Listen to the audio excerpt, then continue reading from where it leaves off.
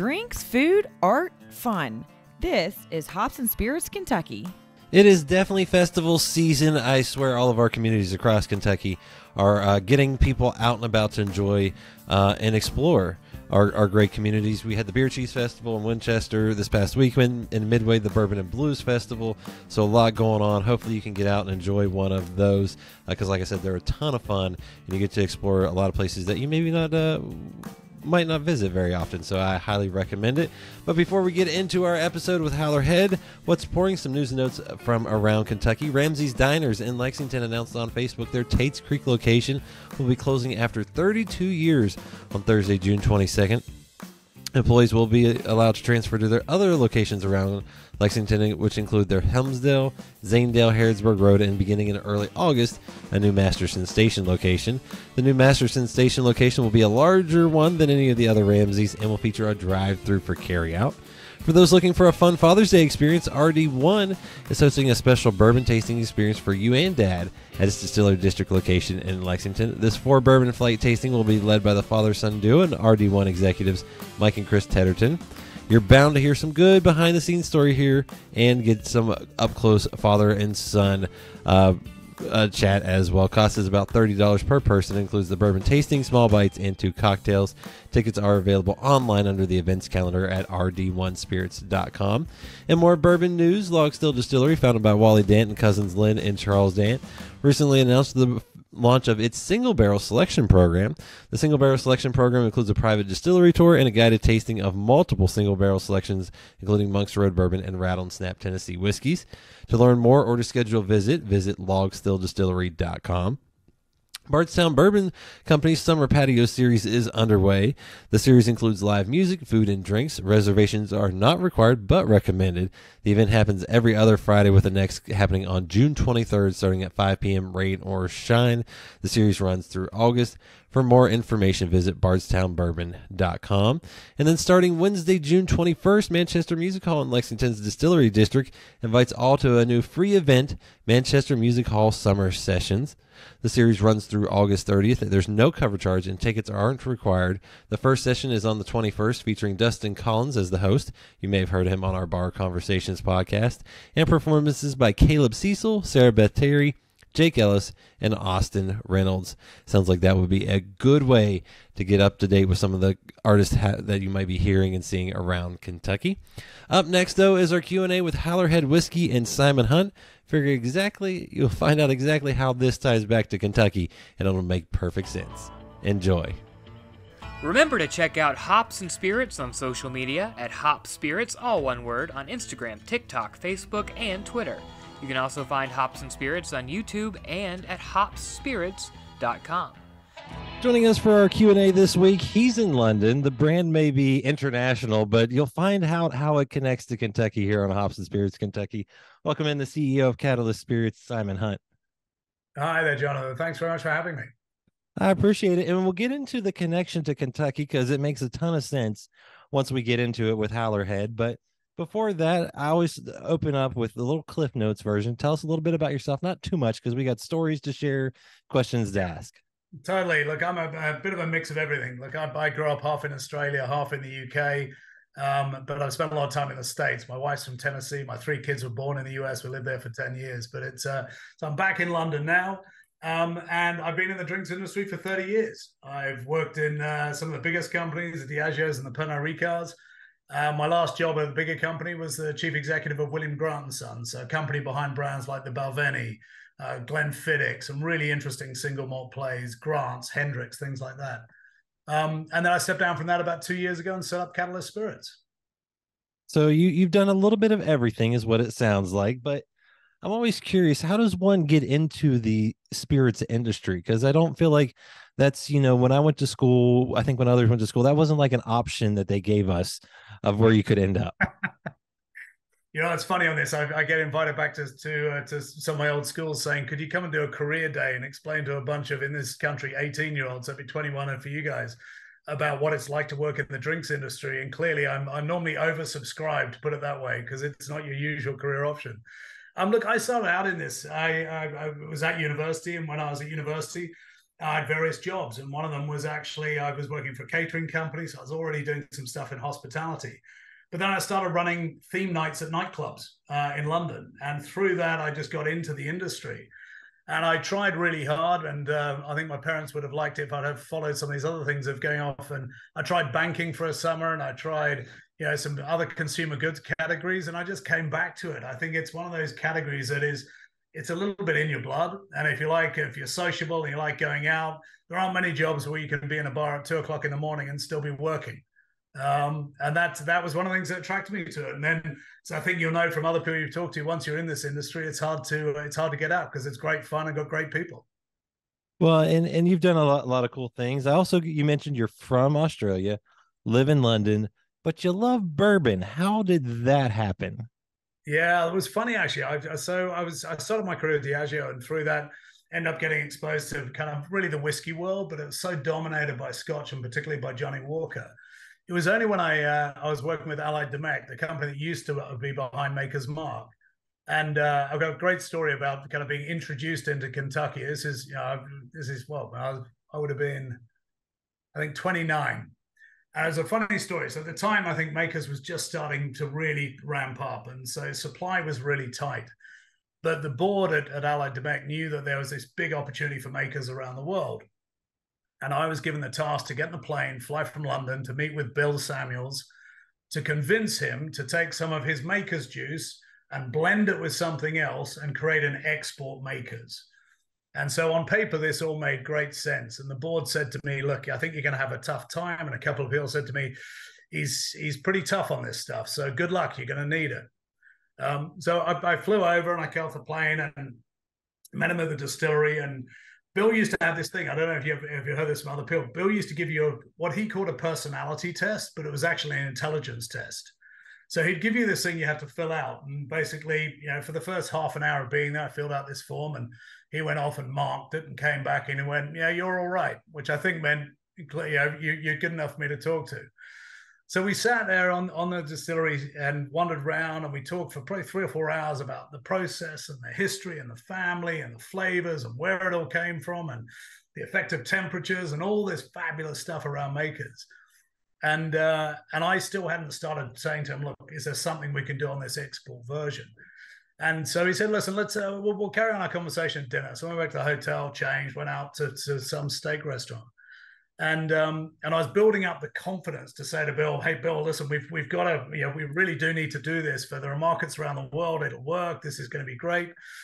And I was a bit jet lagged, and I ordered a small fillet steak. And Bill kind of leant back in his chair and he looked at me and didn't really say very much. And he just said, look, son, in Kentucky, we eat beef, we eat it properly, just like how we make our whiskey. And that was the end of the conversation. There was never a maker's export. There was never any further conversation.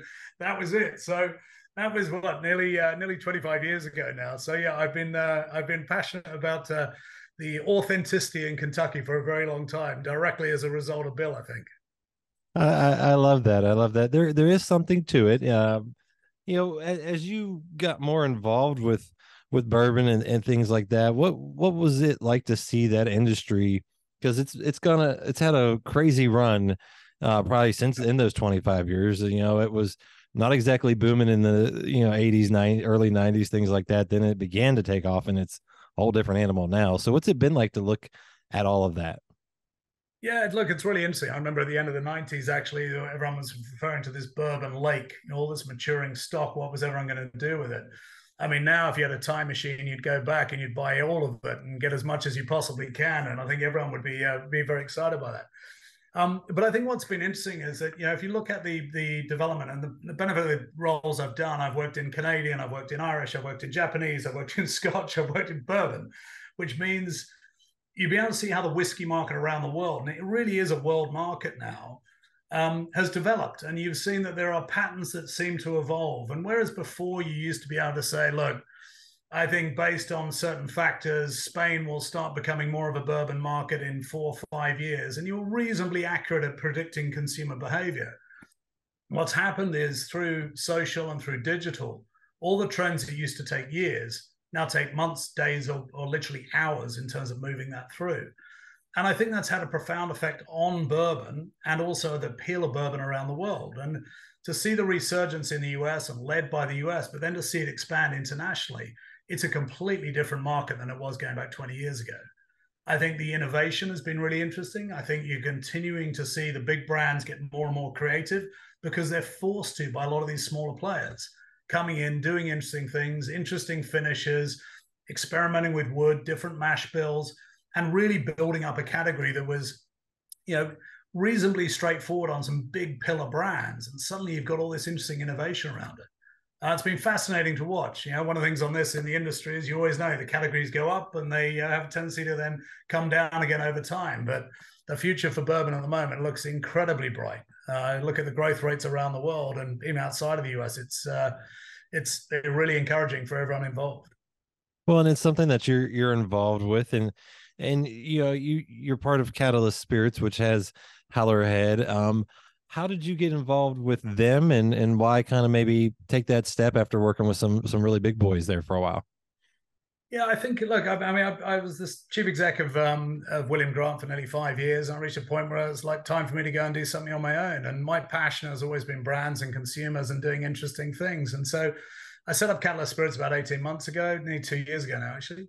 And with the goal of coming up with interesting brands that most of the big companies wouldn't do, if I'm totally honest. It was taking, seeing opportunities in categories, taking what we know how to do as a team. We're a small team, about 15 people, but really experienced. We've got too many hundreds of years of experience to tell you about, to be totally honest. But with that, and with that experience, it gives you the permission to experiment because you've been there, you've seen it, you know what works and what doesn't. And so actually I ended up getting involved with Howler Head through a random connection of a connection. This guy said, look, we've got this interesting proposition. We've come up with it. And I'll tell you about the story about that in a second. Are you interested? And when I first looked at it, I suddenly was like, hang on, this is exactly what I'm looking at doing. And these guys are already kind of there. So the creation of Howler came about, funny enough, from a guy called Steve Lipp, who works in the Scotch business. Alexander Murray is out on the West Coast. Does a lot of sourcing of interesting whiskies out of it, particularly in Scotch. And he was looking to get into bourbon. And Simon Birch, who was running Green River until Bardstown fairly recently acquired it, was talking with Steve and his team about some interesting whiskies. And they had some bourbons and they had some different finishes and various other things going on. And Green River had Ron Call, and Ron's been, I think Ron's family's been in the bourbon business for it's about 5 generations. So Jacob was a master distiller. Ron was in the background, I think 42 years of experience. And Steve and his colleagues turned up to try some different bourbons. And the last thing they tried was this liquid that ended up being Howler Head, which was not your run-of-the-mill bourbon, totally different, with these banana notes that were off the hook. And that's how this whole thing started. Steve and the team loved it. They then worked with Stranger & Stranger, one of the best design companies in the industry, to come up with a really cool pack. And then they had the pack. And it was a funny story because Dwayne Johnson, The Rock, was getting Terramana going. And The Rock and Dana White at UFC are friends. And The Rock was saying how much he loved being in the liquor industry and how much fun he was having. And Dana, I think, got a bit like, well, how do I get into this? And they share the same agent who happens to be friends with this guy, Steve Lipp. And so Steve, during COVID, sent a bunch of bottles down, 30-year-old Scotch, an interesting bourbon, and then Howler Head. And, for those of you who know Dana, Dana just tried the liquid, gravitated to it instantly, and just was instantly on board. And he became one of the launching founders. So that's how the whole kind of process happened. And I got involved just after that conversation with Dana had happened. And then started setting up the team and starting to get the brand growing, which we're now, we're in the US and Canada, we're in the UK, we're in Brazil, Mexico, Australia, and we'll probably be in 10 more countries by the end of the year because we've got a great liquid story that is interesting, but also with Dana, we get the connectivity of UFC, which is a massive, massive global property to work with. I was going to say, how does it work with having someone like that? Because obviously the UFC is international and they're in a lot of places, and it's a cool logo to have kind of there. It kind of stands out. I mean, I'm sure you've gotten some interesting feedback and stories from that partnership. Yeah, definitely. I mean, it's one of these things which, I mean, I through my career, I've worked with various other sponsorship properties. I've worked on James Bond movies, and I've worked on this, and I've worked on that. The difference with UFC is it's a 700 million base around the world, 700 million fans. So it is a massive, massive property.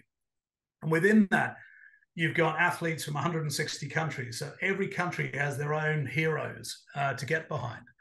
And so working with UFC is fantastic. We drive huge amounts of awareness by being in the octagon and being involved in the business. But also it comes from Dana. Dana's passionate about the brand. He loves the brand, and he then gets his friends behind it, influencers, and then the whole UFC machine behind it. And so we go from being a kind of a small brand out of Kentucky that no one's ever heard of to suddenly being a brand that people see every Saturday night on ESPN or on their TV screens in their respective countries. And I've worked on lots of new brands and built brands up from nothing, and with Hendrix or Sailor Jerry or other brands like that. What's different on this one is I've never had retailers in Poland, Australia, Japan, the US call me directly going, how do I get this brand? And that's a direct link to the sheer power of that relationship that UFC has as a platform. Well, and it's got to be interesting too, because obviously the flavored whiskeys are different than per se how a typical whiskey is built. So can you, like, how, obviously you weren't part of all the development and all that, but how does that differ, say, from something else, and what kind of goes into a flavored whiskey? Yeah, look, I think it's a great point. And one of the reasons I got into it was absolutely the liquid. And the reason being is that, and again, it's funny stories about kind of having these conversations with self-professed bourbon snobs. And I love meeting these snobs because they're so much fun to work with. Because their first point is, oh, you can't be doing your flavors. And what are you doing with flavors? Why are you ruining perfectly good bourbon? Now, one of the things of having worked in the Scotch industry is I used to get access to the most expensive bottles in the world, literally over $1 million a bottle type stuff. And through those things, what is so funny, you'd sit there with a very high-end consumers interested in buying this one bottle, and you'd taste them on the liquid. And the first thing that would come out would be, what are the flavors? And so when I hear bourbon snobs saying, I don't do flavored whiskey, if you don't do flavor, you'd be a vodka drinker, because the very nature of whiskey is about putting flavor into it. And it's funny, I would explain to people and say, if you think about the whole process and you start from the grains you select, you then get into the wash you want to build, the mash bill. You're looking at the yeast you're putting in. You're looking at the water you're using. You're looking at the distillation. And, it's the reason the Scots love to keep the dents in their stills, because they passionately believe that adds another layer of flavor. And then you look at the temperatures, the cuts you're taking. You're then looking at the dilution. You're looking at the wood you're using, the filling, the warehousing. Every single step of that process is about putting flavor into the whiskey and about drawing out those flavors that are already in there. And so I find it classic when you talk about kind of flavored whiskey. Now, if you're just adding a flavor that's not something naturally occurring, I totally agree with you. But with Howler Head, what we have is a 2-year-old proper bourbon base. And in any whiskey, whether it's Irish, whether it's Scotch, whether it's bourbon or Japanese, when you are fermenting it, you create an acetate called isoamyl acetate, which are the banana notes you quite often get in beers, you get in anything fermenting. And quite often you'll hear people talk about banana notes in whiskey. And that is because it's a naturally occurring ester. So part of the process of not only of fermentation is creating this ester, which then when you put it into a cask, gets concentrated, gets tightened up, gets rounded out through the charcoal filtration and through the evaporation. So you end up with this concentrated ester flavor that is the nature of any whiskey. And so what we have with Howler Head is a banana flavored whiskey. But the banana is exactly the flavor that is naturally occurring that runs through fermentation and distillation. All we've done is we've just copied that flavor and dialed it up. Now, if you're putting some other flavor that's not part of the process, fair enough. I won't comment on that. That's not what I'm here to talk about. But if you've got something that's naturally occurring like that, then it means it works really, really well. And so when we decided on the liquid and finalized that, we knew we had to be an 80 proof bourbon. We didn't want to be down at 70. We want to be a proper bourbon, proper 2-year-old Kentucky Straight Bourbon. And from that, we then dialed up the banana flavor that was a naturally occurring flavor. So we knew that it worked really well. And by doing that, it's given us a really fantastic liquid. It's the reason we're double gold winners and we're award winners in San Francisco. But it's perhaps most importantly is it then allows you to have a proper whiskey base with a flavor that is already in whiskey that works from a shot the whole way through to an old fashioned and anything beyond that. So it really holds up well. And so when I come back to the bourbon snobs, this is the thing I love. Recently, I was out in the trade, traveling around, and I was probably in 27 bars in 3 days. And I went to some really beautiful bars that had these incredible bourbon collections. And the guy I don't do flavors. And I said, look, I just want you to taste it, right? If at the end of that, you still feel the same way, I totally respect your point of view. I did not have one bar that didn't take this brand. And so for all your listeners out there that aren't as big on flavored whiskeys, all I'd say is I challenge you. Go try it, because this has the highest conversion rate of any brand I've ever worked on. People go, wow, that's spectacular. Well, I mean, that goes back to the juice, and we'll get into kind of working with Green River and everything there, but how does your process maybe differ from others? Because like you said, some are adding some non-normal flavors, and they're getting into, we've talked about, it's almost like a craft beer world where you've got every type of flavor now out there in a whiskey or some version of it. And I think, look, what the interesting thing on this, coming back to what we were saying earlier, is that bourbon continues to grow really quickly, and that's fantastic for the industry. But as part of that, one of the reasons I think it's growing is at the other end of the extreme, where people that maybe are not as big of fans of bourbon, flavored products are helping to bring more people into the category. And so you're seeing people source out of seltzers, out of flavored vodkas. You're seeing people come out straight out of beers and directly into bourbon. So I think it's a really important thing to say, this has got a role to play in terms of bringing people into the category. I think what makes our bourbon different is the fact that we start with this proper 2-year-old Green River, really good quality bourbon. And we don't do older than that because we found that we didn't need to in terms of rounding out the flavor. And as a result, what you end up with is a proper bourbon base to start with. And that comes through in terms of the taste, it comes through in the nose, but it also, when you're then building up the banana flavoring into it, gives you this really long, slightly sweet, but balanced, not sweet, but slightly sweet balance with that 80 proof. And as a result, you end up with this fantastic flavor. So what we are doing is we are copying the isoamyl acetate, the naturally occurring ester that's created through fermentation, and we're just putting it more in with the whiskey. It's some natural sugar, sucrose, and that's it. And then obviously folks have probably heard about a few other brands that have run into trouble with how they've either packaged things, done things, and it may not be pure whiskey or all whiskey. So what should people watch when they're going out and maybe looking at a flavored whiskey? Because like you said, they maybe want to get into whiskey. Maybe they're like, that might be my better shot than just going and buying a $60 bottle of 10-year-old that probably they're not going to have any clue what they're tasting. Yeah, I think look ultimately on this, I think one of the things that I'm so confident on is if whenever you can, taste what you want to buy.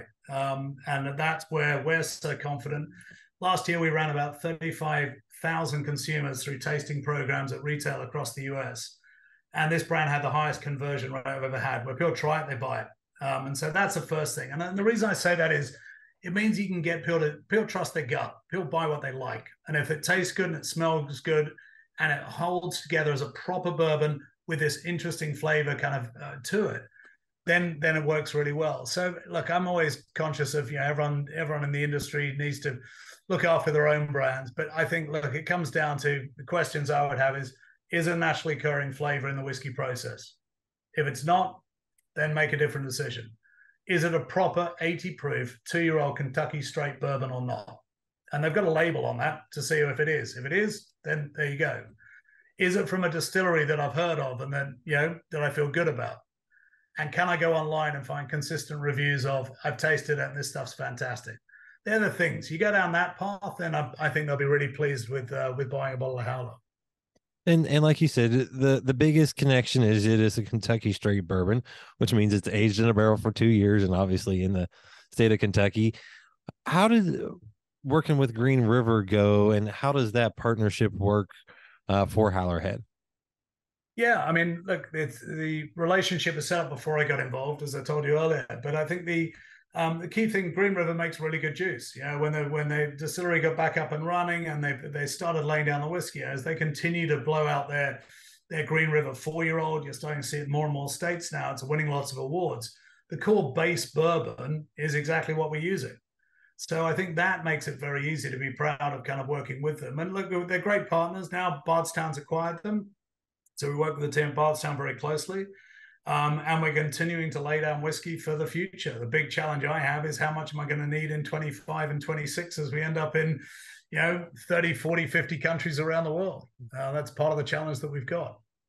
Well, I'm sure it's a fun challenge for you. And, obviously when you're getting people to try a flavored whiskey, like you said, those bourbon snobs, so to speak, they go, no, no, no. Is there an extra challenge with a flavored whiskey, or is it just the same as any whiskey when you're trying to get someone to try it, for the first time?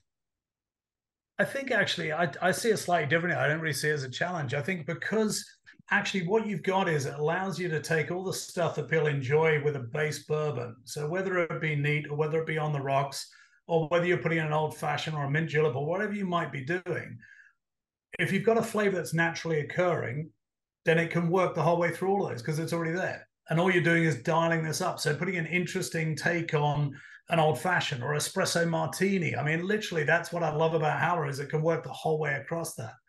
And so I think it comes down to also kind of how you like to consume your brands and how you consume your products. It's ultimately I think the key thing is you want to have fun with it. You want to be able to enjoy it and enjoy the flavor that it brings. And, as you've done all this fun stuff, I'm sure you've got a few extra stories that you could share with me. You got any good ones before I get to maybe my last question or two? Yeah, absolutely. I mean, I think that one of the funniest ones for me is just particularly in terms of Kentucky is my wife's from Tennessee. My 3 kids were born in the States. And I think any man that's turned up to his girlfriend or hopefully his future wife's house to meet the parents knows how terrifying this is. And I went to go and see Carolee's father, and I was trying to impress him with what I'd done. And I said, I've worked on this vodka brand, and we did this with 3 James Bond movies, and I travel around the world and I do this, and I've worked with Maker's Mark and helped. You've done what? And the funny thing on this is all the other stuff I was trying to impress with, he couldn't care less. He was a massive Makers fan, loved the Bill story, everything. And that was the start of my relationship with him, was actually I had credibility in his eyes, even though he was in Tennessee. And I know there's some healthy competition between Tennessee and Kentucky. But he was a massive Makers fan. And that started my relationship with who ended up becoming my father-in-law. So it's amazing how, brands like that and the story behind Kentucky can bring people together. Well, and I'm guessing maybe one day someone will say that about Howler Head, right? That's the hope. That's what I'm hoping. Absolutely. We're just getting going. We're growing really, really well. The brand continues to grow both internationally and across the US. And, I think the key thing on this, and look, I've done this for a long time. If the brand's good, the people are good, and the liquid's good, makes a massive difference in terms of being able to move it forward. And, as you work toward the future with a brand like this, what is kind of the next goal? Is it just to get it distributed further? Is it to do something else with it? Is it to do what's kind of the next, future plan that you can tell me and not get yourself in trouble with anyone?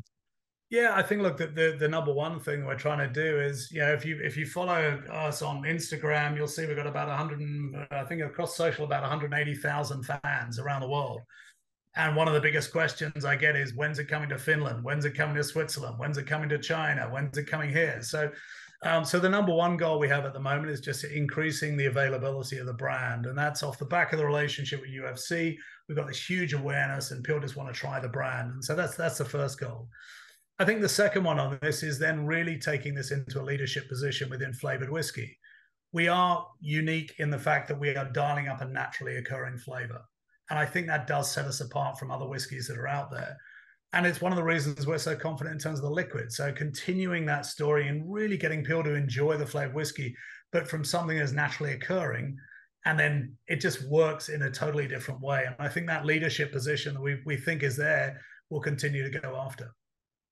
Well, it sounds like you've got a good setup, some good juice, and not just a a good story, but a true story as well, on how it all happened. And Simon, thank you for sharing some stories and telling a little bit about Howler Head.